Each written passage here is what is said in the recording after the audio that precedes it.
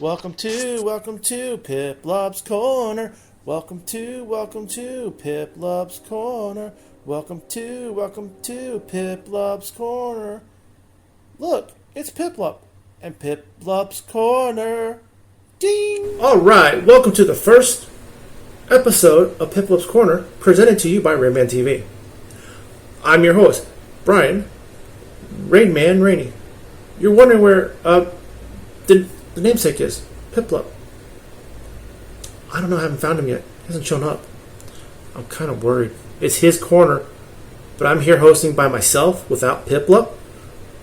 We'll have to find him, and soon. He will make his grand entrance. He's always late. But this video will be me introducing you to my top 10 of the starters Pokemon from all mainline Pokemon games, from Red, Blue, and Yellow to the latest Sword and Shield. This will even include all the remakes and the upcoming Brilliant Diamond, Shining Pearl, and Legends Arceus. I know those last three have not yet to be released, but before we get to the top 10, please subscribe to this video. I know all of you are new because this is the second video on the channel after the trailer. And all I gotta say is, welcome. Like the theme song said, welcome to Piplup's Corner. Hit that notification bell so you can find out when all the videos can come down. Right now I'm looking at a Monday, Wednesday, Friday schedule, and it's good for me for a while. I may go 5 days a week, but we'll see. But until then, let's get into the top 10 list. And here we go. Number 10. Torchic. Torchic was my first starter in the Hoenn region when I played through the initial Hoenn games, Ruby, Sapphire, and Emerald. Of course, in my initial playthroughs, when I had both of the cartridges, I would take one cartridge, start it a couple times, transfer all the starters into another game. But I started with Torchic to begin with because I thought it was the coolest of all the three starters between Torchic, Trico, and Mudkip. Although Mudkip and Trico missed the top 10, they're not far behind it. I think it's a cool Pokemon. Cute little fire chicken that becomes huge, massive, cool Blaziken, which in Generation 6 became Mega Blaziken. I think it's just a cool Pokemon. I love its evolution line. You will hear me say this is a cool Pokemon a lot, because my list is basically how cool do I think the Pokemons are really as it goes up. But now on to the next one. Number 9. The funky monkey and best fire type in Sinnoh, Chimchar! When playing through the Sinnoh region, you know Chimchar is damn near a must. It is the best fire Pokemon in all of Sinnoh. Better than Ponyta, better than when they brought it in Platinum, Houndoom. But it's the best one. It becomes infinite.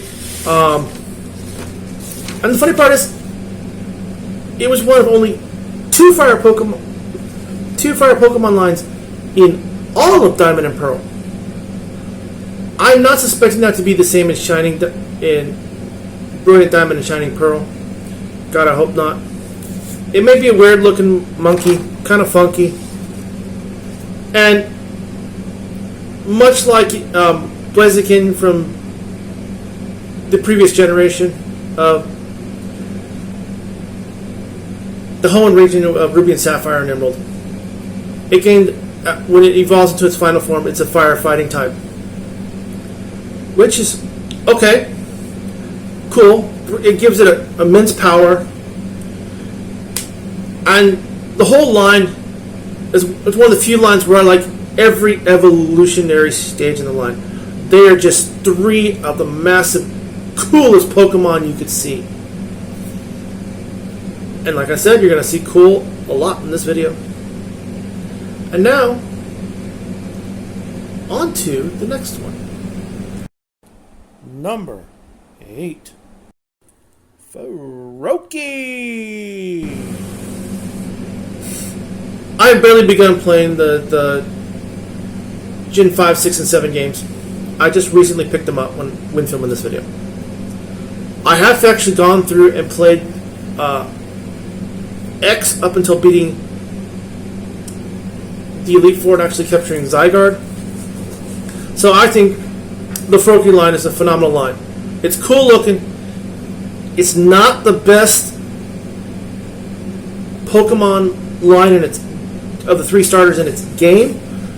That would be the Fennekin line, which I don't really have an affinity to. It's just their typing and their stats are better than Delphox's stats are better than Greninja. Greninja is very frail, but it's very powerful. And I just think Greninja just looks cool. Looks a little funky with its sash being its big long tongue. But that's about my only thing I don't like about it. I still think it's the coolest Pokemon in the Generation 6 games of the starters, and that's why it's on this list. And now, on to the next one. Number 7. Bulbasaur. You didn't think you'd escape this list without at least one Kanto Pokemon, did you? Actually, there's 4 on this list. Sorry. I started with the originals, and this was my second starter ever to play in the games, and it's the best starter of all of Kanto. Bulbasaur. Bulbasaur's cute. Problem is he's later on in the game he has affinity against several gyms. The only gym he's really bad against is Sabrina's. And that's because she's a psychic type and can wipe him out in nothing flat. The Gen 6 and the Gen 8 games introduced new forms to Venusaur. Venusaur got not only a Mega Evolution in X and Y, and every game that uses Mega Evolution ever since, but in Gen 8 with the Isle of Armor, when it came out, it introduced Gigantamax Venusaur. Ferocious. You'll see my favorite between. I still like most of the Kanto starters. There's only one Kanto starter I really don't give it flip for, and he's overused. Now the next one. Number 6. Squirtle. If I weren't choosing Bulbasaur as my starter in Kanto, next up would be Squirtle, my favorite of the Kanto starters. There was 5 of them in all the Kanto different games. I just like him because I've been a big fan of Teenage Mutant Ninja Turtles for years, and he kind of reminds me of the Teenage Mutant Ninja Turtles in a way. But in his final form, Blastoise, he's more like a destroyer. Kind of like the fairly small battleships with a lot of guns on them. And he's even more of a destroyer in his Mega form. And even more powerful. He's more like a battleship in his Gigantamax form with his G-Max move. G-Max Cannonade, which fires like 31 cannons of water at you. Ew. But I think it's pretty cool. And that's all that really is necessary for this list. So, now, let's get into the top 5. Number 5. Cyndaquil. Now, we actually have a Generation 2 starter in here. Cyndaquil! I love Cyndaquil. I believe he's the best starter of all 3 in the Johto games. And it's not even close. Totodile, I think he's a little too hyper and too weird. Chikorita, I was just never enamored for it. Cyndaquil always caught my eye when Gold and Silver was first announced back in the 90s. I love his evolutions from Cyndaquil to Quilava to Typhlosion. Typhlosion is just awesome. It's powerful. It's cool.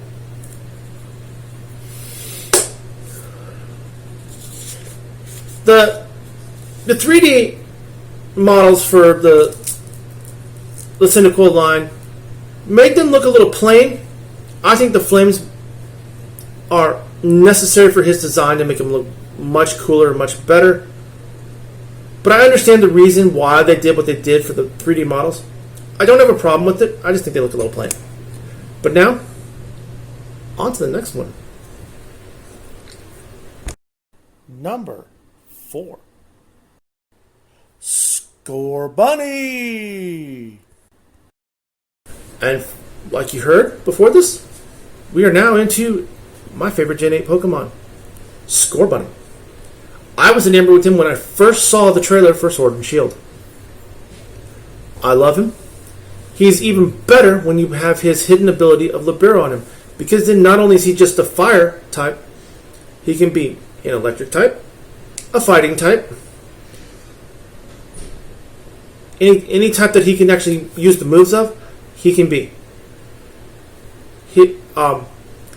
His forms of Raboot and Cinderace are awesome looking. Scorbunny's like a little rambunctious type that just runs everywhere. Reminds me of a toddler.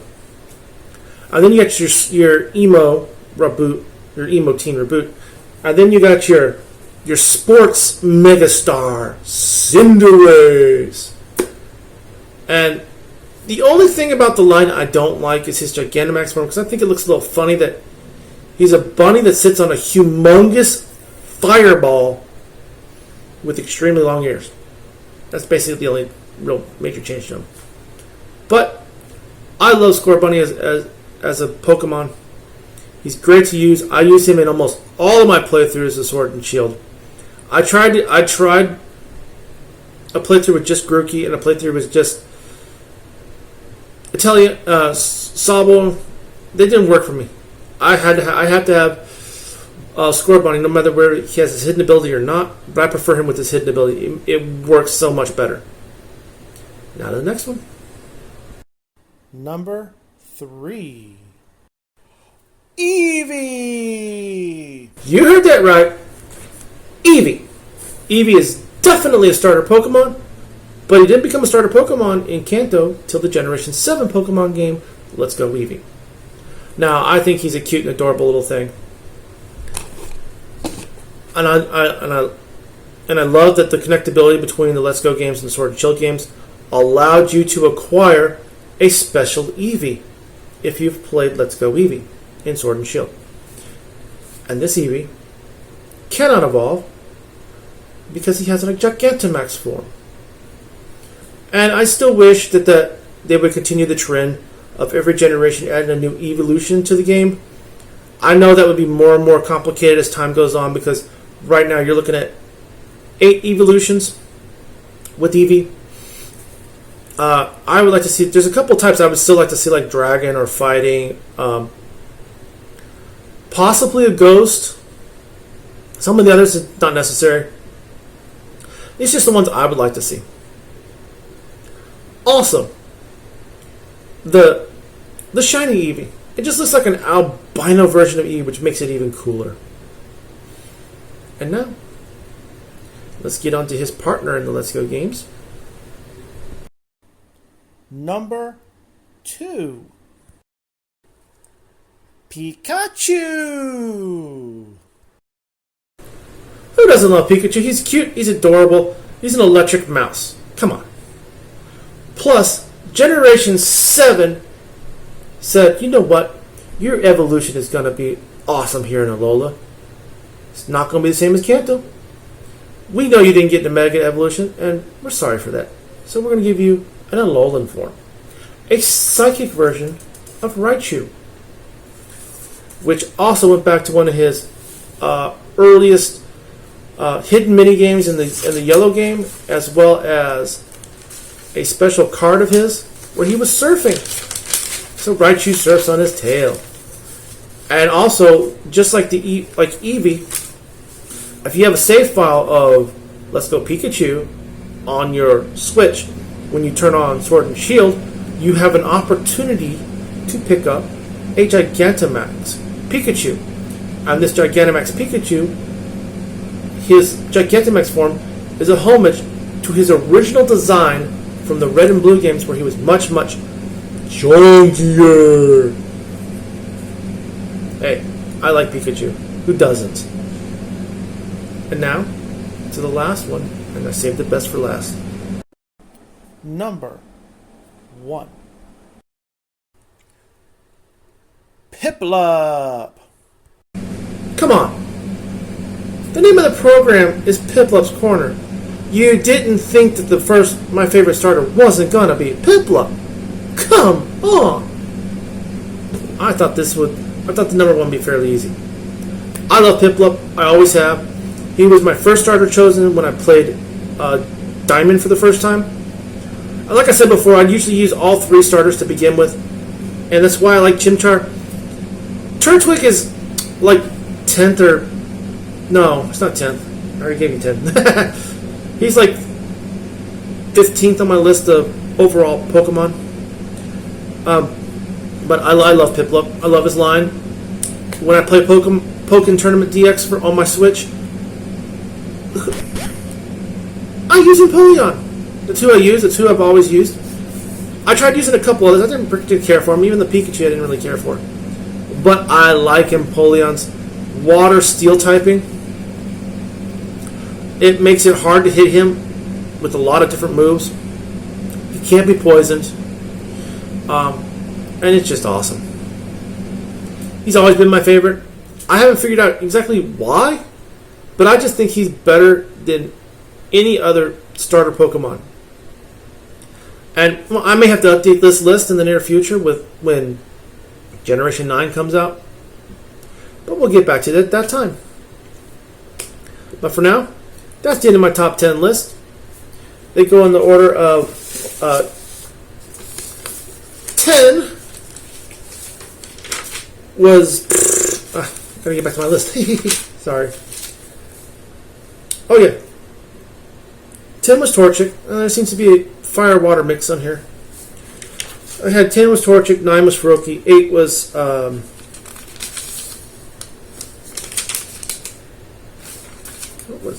8 was Froakie, 9 was Chimchar.